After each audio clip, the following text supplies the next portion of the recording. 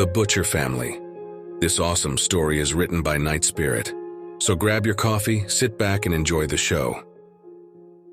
My family has a terrible curse that causes me to live in constant anxiety. We're butchers. We don't run a national corporation for it or anything, but our quality has always been impeccable. 5-star Google reviews, top word of mouth.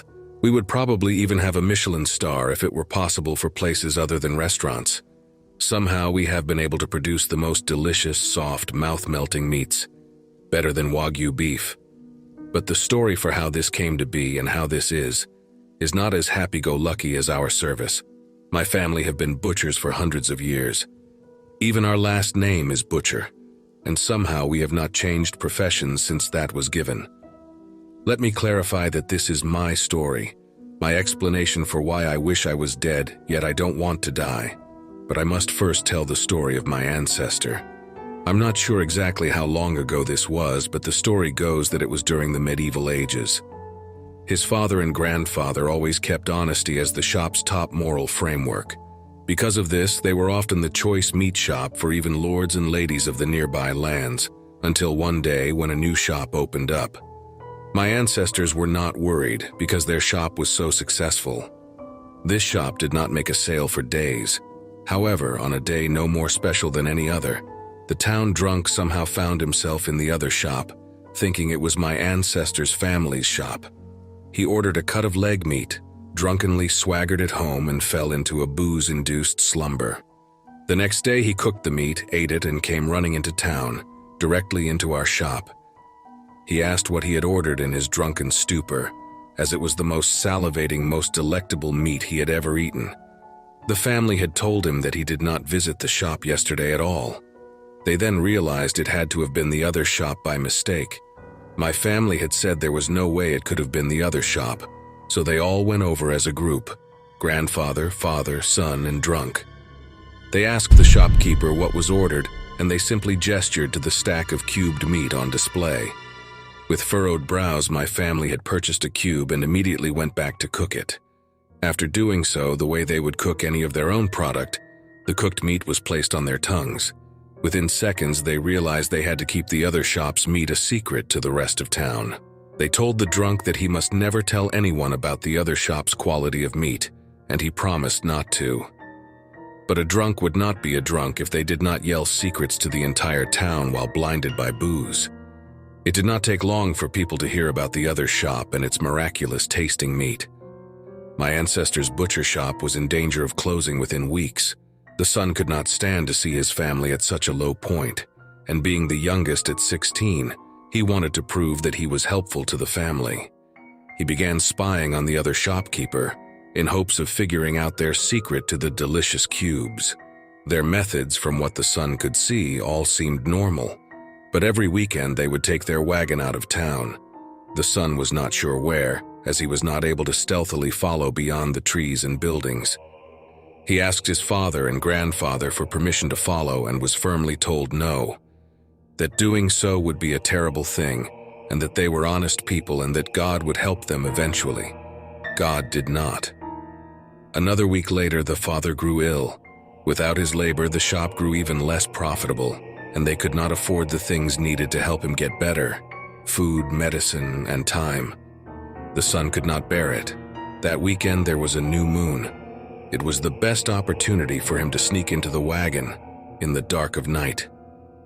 He endured the long, bumpy ride in his wooden cage until they had arrived. As soon as the wagon stopped, voices could be heard, but it was indiscernible what they were saying. The son peeked out of the cover and saw 2 figures heading into a building. All became quiet. He slipped out of the wagon and made his way as slyly as he could into the same building.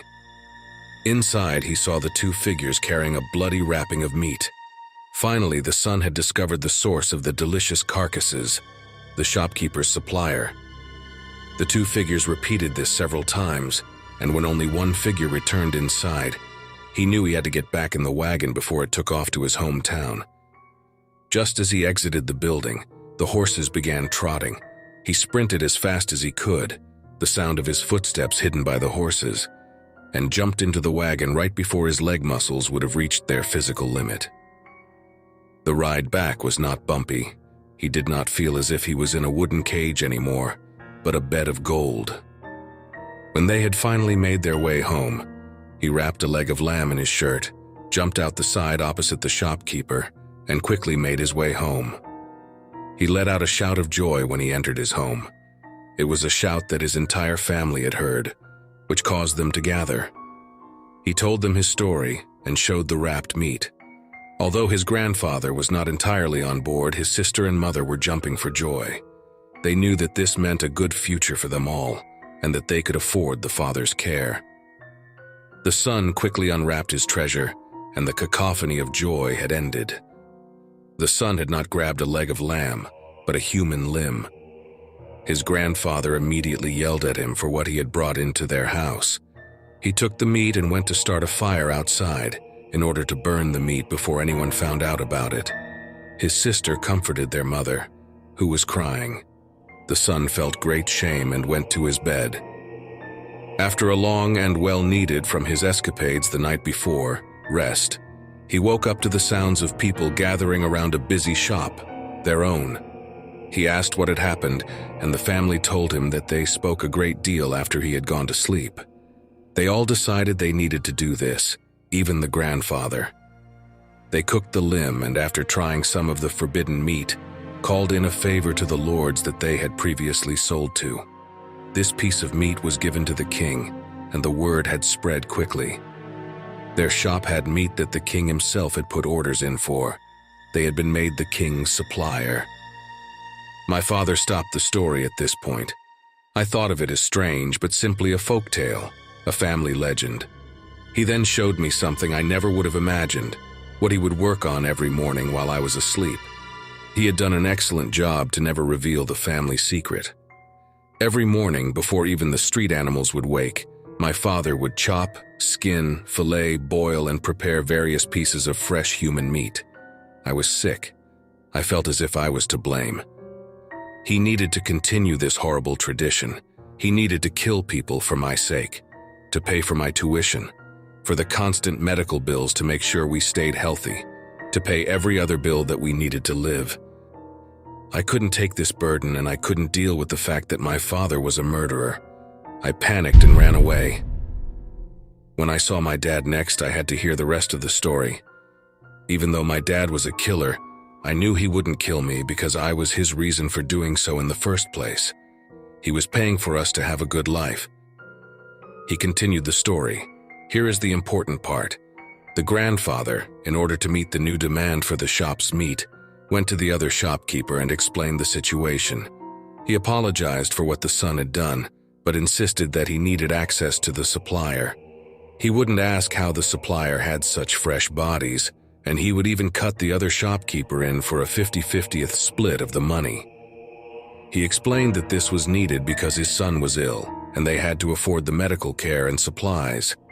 Even with a 50-50th split, they would be able to afford it, thanks to all the new demand. The shopkeeper was firm in their denial of his request. The grandfather persisted, explaining how they absolutely needed this to help his son, who was the main laborer of the family. The shopkeeper once again disagreed. The grandfather asked if he could purchase all of the stock that the shopkeeper had right then and there. The shopkeeper denied any sale to him. In his desperation, he pushed the shopkeeper out of the way.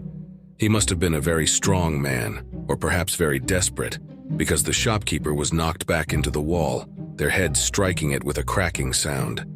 The grandfather, ignoring this, pushed on in his mission, grabbing as many bags of meat as he could carry. As he was carrying them out of the store, the shopkeeper told him that for doing this, his wish would be granted. His son would be able to work and provide for the family as long as his age allowed him to. The grandfather, after stopping to hear this, simply turned away and continued to the family shop. What our family didn't know about that shopkeeper was that they were a witch, one who had cursed the family in a strange way that did not manifest until the witch was long gone. The day after the grandfather had stolen the bags of meat, his son had miraculously recovered. He went from coughing up blood, having a high fever, chills, and aches to no symptoms whatsoever. But what seemed to be a blessing turned out to be part of the shopkeeper's curse. The father had no symptoms of this terrible ailment his entire life until he became too old to continue working. The day after he retired, he felt a strange sensation in his throat. He started sweating. Mucus began dripping from his nostrils, then pouring. He began violently coughing blood. It was said that he even exclaimed between gasps for life that his head was on fire, that it felt like his insides were being replaced by thorns, cutting him apart. He had died a most violent death. The family speculated that this must have been a witch's curse, based on what the grandfather had told them way back when he took the meat. This was apparently a fitting explanation for the time period. With the death of the father, they began to worry.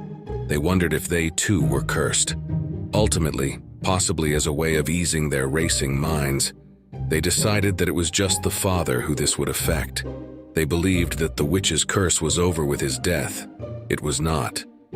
As soon as every person had stopped working, they died an incredibly grotesque death.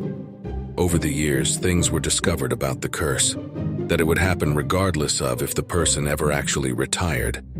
Once they reached retirement age, they were at risk of the curse giving them a horrific end. It did not matter if they had spent their lives working until a certain point. If they tried to end their lives, the curse would take them in an even more horrific fashion than the others. If they tried to show that this would happen to anyone else, it would take them before they were able to. There was no way to avoid it, or to show that it existed to those outside the family. It was eventually discovered that the accumulation of pain throughout the person's life would be inflicted 100-fold onto them whenever the curse was activated. Ancestors who had been injured in wars would receive the most extreme, unbearable, searing hot pains in the places they were shot or stabbed. Those who had only broken bones in their lives would feel as if their bones were being ground into a powder. Any scrapes would feel as if sandpaper was being rubbed over and over and over onto their open flesh. The only way to avoid this was seen with those who lived simple lives, without much injury or illness. They would not experience as terrible of an ending. However, this is easier said than done.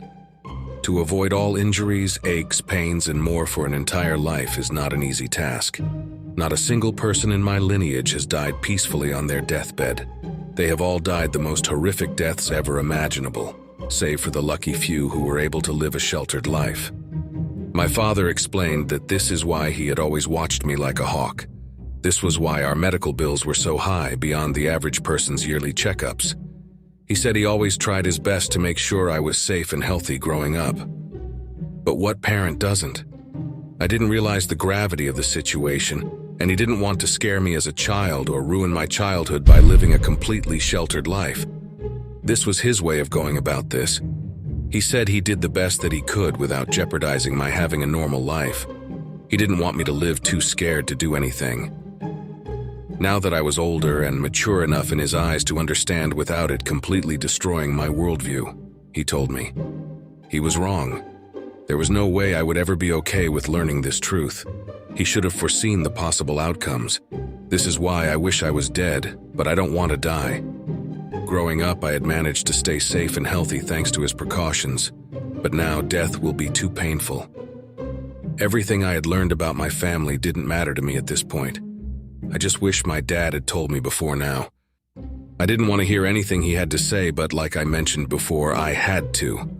It's not like I could wheel my own bed away, much less past the nurses. I already couldn't handle the pain. I wish my attempt was successful.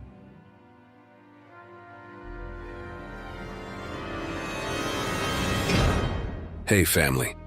A very big thank you to Night Spirit for allowing me to narrate such an awesome tale. Be sure to check out their Creepypasta fandom profile for more of their awesome works. If you would like to support us and make a donation, I'd be very much appreciative. I do have PayPal and a Buy Me a Coffee account. Be sure to also check out our merch store. There are plenty of items and designs to choose from. If you enjoyed this video, then why not check out the next one here on the right-hand side. You can also follow us. All my socials and all my other links are contained within the Linktree link below. Take care, everyone, and I hope you all have a wonderful and peaceful night. And don't forget, where fear is, happiness is not.